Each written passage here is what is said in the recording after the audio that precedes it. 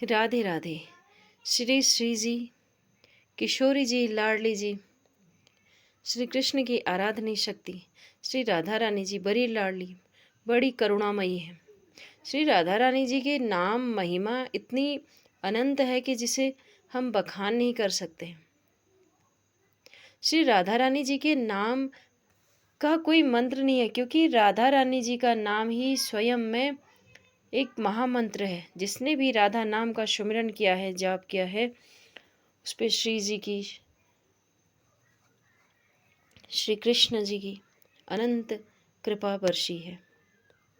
क्योंकि जब हम श्री राधा बोलते हैं, राधा बोलते हैं, तब राधा बोलने में त्रिलोकीनाथ योगेश्वर स्वयं उस स्थान पर प्रकट होकर उस पर अपनी कृपा दृष्टि रखते हैं।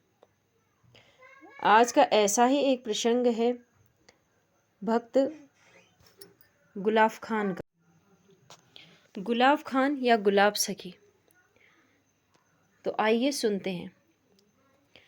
गुलाब खान बरसाना में रहते थे। श्री लाडली जी के महल के बाहर सारंगी बजाते थे। नित्य वहाँ सारंगी बजाते, वहाँ जो भी सत्संग प्रसंग चलता, गायन भजन होता, क्योंकि वहाँ तो सदैव माहौल ही सत्संग का रहता है। तो गोस्वामी जी जो भी वहाँ पर गायन पद होते थे, उसमें गुलाब खान जो है सारंगी बजाते थे। गुलाब खान अकेले थे और उनकी एक पुत्री थी जिसका नाम उन्होंने राधा रखा था। वे दोनों ही एक दूसरे के लिए थे। गुलाब खान श्री लाडली जी के निज महल के सम्मुख सारंगी बजाया करते थे और उनकी जो पुत्री थी वह नाचती थी। ऐसे करते करते कई वर्ष बीत गए। राधा अब बड़ी हो गई थी। बचपन से राधा जो है विवाह योग्य हो गई थी। वो वहीं सारंगी बजाया करते थे। एक दिन गोस्वामी जी ने उनसे कहा कि गुलाब, अब तुम्हारी पुत्री बड़ी हो गई है, विवाह के योग्य हो गई है, तो इनके लिए लड़का ढूंढो और विवाह करो। गुलाब खान बहुत गरीब था। वहीं जो मिल जाता था उसी से अपना गुजर बसर, खाना पीना चल जाता था। बस वही था कि सब कुछ राधा रानी जी के पर ही निर्भर थे। तो गोस्वामी जी ने बोला कि तुम चिंता क्यों करते हो, सब कुछ करने वाली श्री जी हैं। श्री जी ने चाहा तो सब अच्छा इंतजाम हो जाएगा। गोस्वामी जी के ऐसा कहने पर गुलाब खान को थोड़ा हिम्मत आई और उसने अपनी पुत्री के लिए जो है लड़का ढूंढना शुरू किया। और जल्द ही उन्हें एक विवाह उपयुक्त लड़का मिल गया और उन्होंने अपनी पुत्री राधा का विवाह उसके साथ संपन्न कर दिया और राधा का विवाह हो गया। अब गुलाब खान बिल्कुल अकेले पड़ गए। अब उनके पास उनका अपना कहने वाला कोई नहीं था, बोलने वाला सहारा कोई नहीं था। तो गुलाब खान बिल्कुल सुन्न हो गए। ना उन्होंने सारंगी बजाई, ना कुछ बजाया। वो दिन रात बस रोते रहते थे, राधा राधा राधा राधा राधा। अपनी पुत्री को याद किया करते थे और नाम था राधा। राधा राधा राधा 3 दिन 3 रात बीत गए। जब पुत्री का विवाह हुआ उसके पश्चात 3 दिन 3 रात बीत गए। गुलाब खान रोते रहे और राधा राधा राधा राधा राधा राधा बोलते रहे। इतने में हमारी करुणामयी सरकार श्री राधा रानी जी वहां प्रकट हुई। गुलाब खान की आंखें लगी हुई थी। तो इतने में एक आवाज आती है, बाबा बाबा बाबा, मैं आ गई हूँ, सारंगी बजाओ, सारंगी नहीं बजाओगे मैं नाचूंगी। उसी कुछ स्तब्ध सा गुलाब खान मुदी हुई आंखों से ही सारंगी बजाने लगे और श्री राधा रानी सरकार नाचने लगी।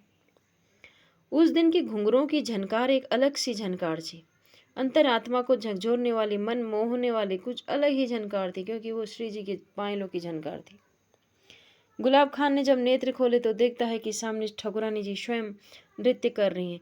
वह भाव विभोर हो गया, आंखों से अश्रुधारा बहने लगी और राधा राधा करके उनके चरणों में गिर पड़ा और उनको छूने के लिए जैसे उनकी ओर बढ़ा तो श्री राधा रानी सरकार मंदिर की ओर भागी और गुलाब खान उनके पीछे पीछे दौड़े। यह भी श्री ठाकुरानी जी की एक लीला ही थी। मंदिर के पीछे गए। अब गुलाब खान को मंदिर की ओर भागते हुए सबने देखा, किंतु उनके आगे श्री राधा रानी जी जा रही, यह केवल गुलाब खान ने देखा, अन्य किसी को राधा रानी जी नहीं दिखी।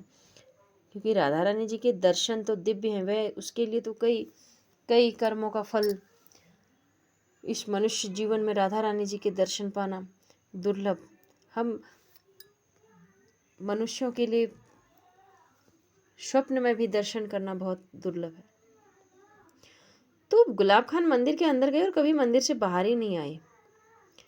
कुछ समय तक चर्चा चलती रही। कुछ लोग कहने लगे कि कहीं मर गए होंगे या अकेले थे, या मतलब कि ऐसा सबने सोचा कि वे अब शरीर त्याग कर जा चुके हैं।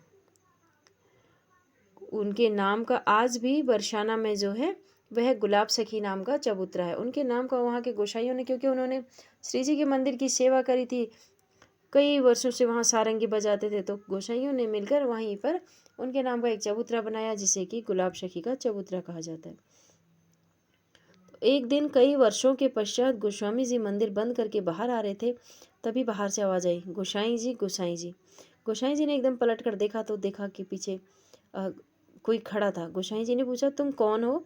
तो गुलाब खान ने कहा, अरे गोसाई जी, आपने मुझे पहचाना नहीं, मैं आपका गुलाब। वो एकदम चौंक गए कि ये तो मर गया था, ये किस प्रकार।